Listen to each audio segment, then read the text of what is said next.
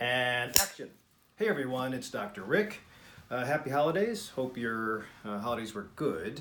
Uh, my holiday, I had a conversation with my 9-year-old godson, Jaden. Jaden had a question about how long can I live? And I thought, wow, this kid's smart.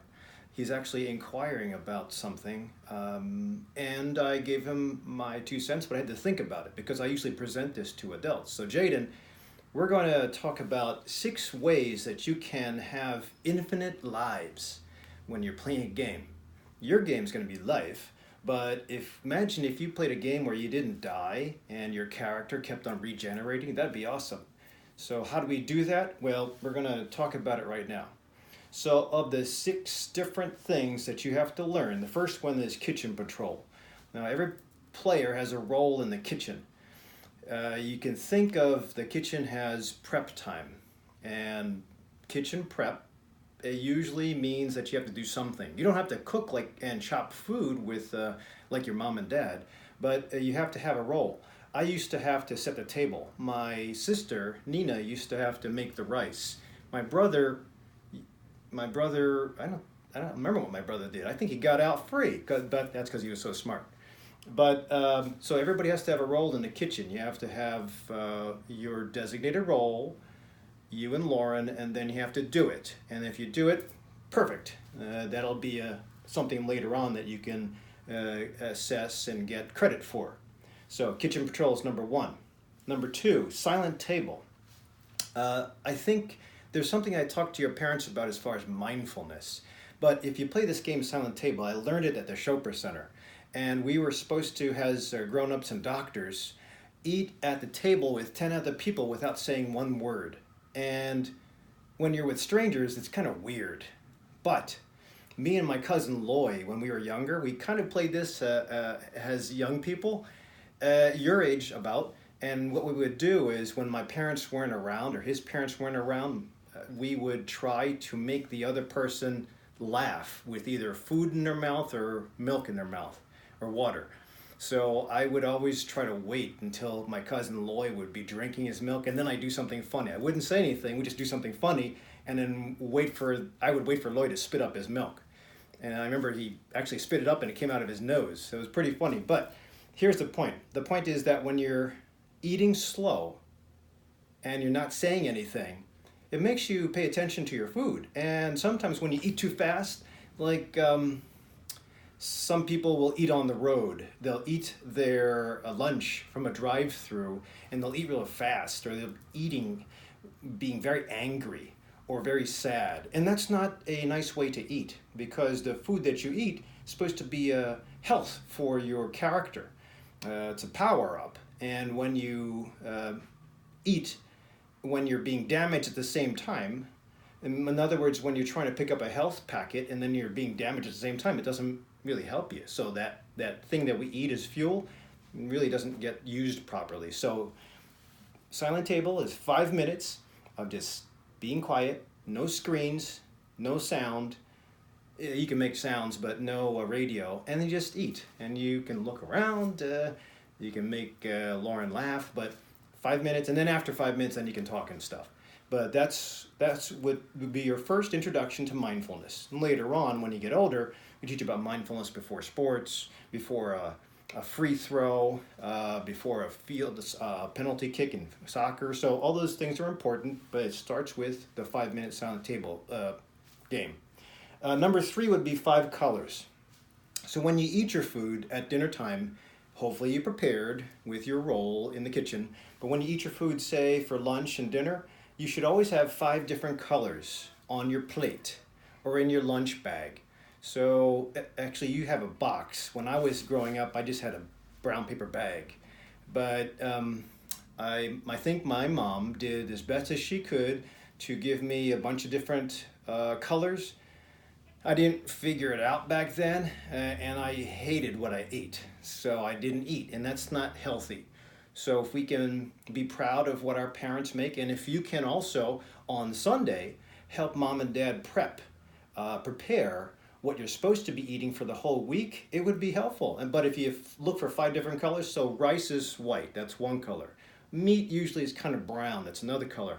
But you have 3 other colors you can take advantage of. Fruits and vegetables have different colors. Bananas are yellow, blueberries are blue, oranges are orange. So leaves from salad are green. So you can come up with 5 different colors. Always make sure you have 5 at the least. Now, if you have more than 5, cool. Yellow from a Twinkie, I don't think counts.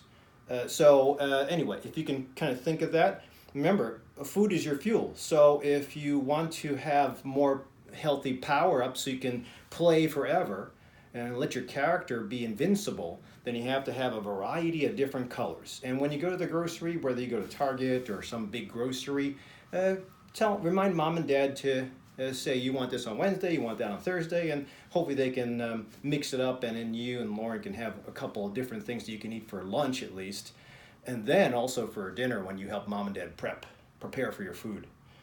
So it's very valuable what you eat now, and it'll help you figure out what you're going to eat when you're an athlete in high school and in college. So the next would be burps. Number 4 is burps. And that's after dinner's done, you have to have a ritual. A ritual means you have to have a routine. Like when you're playing a game, you always start at one point and then you try to get to the objective, the final part of your game. Well, you know the routine, and if you keep on doing the routine real fast, you can get straight. Avoid all the pitfalls, avoid all the dangers, avoid all the traps, and get straight to the prize. So same thing with nighttime, you have to have a ritual, and that's burps. So the burps ritual is brushing teeth, reading. You have to read. I don't want you reading from a screen. I want you reading from a real book with with pages, using a small nightlight, not a really big, bright screen. The problem with bright screens is that they sometimes make you stay awake. This is the screen that your Ate gave me, Ate Gabby, and it's good for daytime, but it's not good for nighttime. So sometimes if you have a little mini nightlight, it would be helpful. You can put them on your head. I use a headlamp because I don't want to keep the bedside lamp on, so I use a headlamp, and then I just take it off and go to sleep. So brushing teeth, reading, a couple pages, and you have to remember how many pages you read that night and which book you're reading from. I think your mommy likes to read Harry Potter. So you can pick out the book. And then peeing. I think it's important to pee right before you go to sleep because some people wake up in the middle of the night to pee. Maybe you don't have that issue, that's okay, but as you get older, I think it's important. And then sleep. So that order is important, then you have a ritual. When you have a ritual, it's easy to do. When it's easy to do, piece of cake. You don't have a problem with going to sleep. Now, if you have a problem with sleeping, you have to tell mom and dad to bring you to the doctor's office. So next, number 5, 5 minutes story time. So this is more for your mom and dad, but I think that when you can't sleep, if you remember the story that they told you over and over again when you were younger, or maybe now, it helps you get to sleep. It's called imagination. When you imagine, it sometimes tells the brain to calm down, especially if you can't get to sleep because you're thinking about a test tomorrow or being in a game the next day and you can't get to sleep. Well, sometimes when you kind of tell the mind to think about that old story from before, or you create your own story, it helps you calm down, helps you get to sleep. And that's what it's for Ate Gabby. I used to tell her about an earthworm story, and we didn't have any lights on. I just had a book, and I pretended my finger was an earthworm.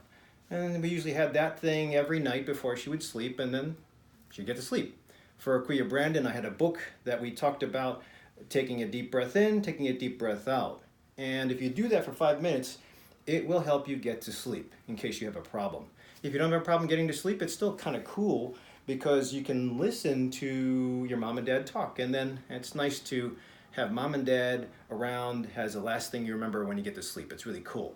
If you do listen to a recorded something or other, like a recorded message or a recorded story that your dad made, it's important not to look at your screen again because it's too bright, but to turn on the audio and then just put it down. Put the phone down, face down, but listen to the audio. Sometimes what I do is I put it under my pillow if I want to listen to ocean sounds. The only problem will happen is that if you put it under your pillow, you can hear it, you won't see it, because if you see light, it makes you wake up. But if you just listen, it'll help you calm. And then, so the only problem is your phone will probably run out of battery power by the morning time. So, but you can figure something out. Again, if mom and dad can tell you a story, that'd be cool. Or Lola and Lolo. And number 6, the last thing is by Saturday, Sunday, mommy and daddy will come up with some gaming currency.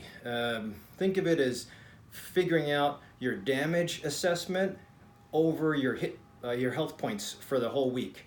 And that includes, that'll tell you how much screen time you're allowed to take advantage of on the weekend, what your activities were for the weekday or the weekend, how many books you read, if you did your chores. All that's important. And in fact, when you get home during the weekday, it's important to go, I would do straight to snack and then homework. And then if you finished all that and your chores, then you do screen time. The biggest problem that your ate and kuya, your older brothers and cousins will say to me is that they wish they would have been in more sports and they wish they would have eaten properly. And the biggest problem that your uncles and aunts will tell me is that they wish they would have been told what to do when they were younger, because now they have a bunch of medical problems. So what we want to do, if we want to be invincible and have infinite lives, is you got to start at your age. That's why it's a really good question you came up with. So it's important to know how much you're going to be allowed to play on the weekend by doing a lot of good things during the week. That means you have to be, if you're going to have screen time, it has to be a little bit, because the biggest problem that I have your uncles and your aunts is that they sit too much. They sit driving, they sit at the computer, they don't do enough work, they don't exercise, or some of them don't exercise. And that's because they're very busy, but it always leads to a big problem. And if I tell you, or if I tell a Lola or a Lolo that they have a medical disease because they're not doing enough activity, and then they try to exercise, it's hard when you're older to start exercising. So if you keep up the exercise, if you start the exercise when you're younger, really cool. And it means experimenting with different sports. At least you try. If you don't like it, then you can try something else. But I think you both like basketball, soccer's there, track and field, baseball's coming. There's a bunch of different things to experiment. Always experiment with every season, especially if you find it interesting. Ask mommy and daddy.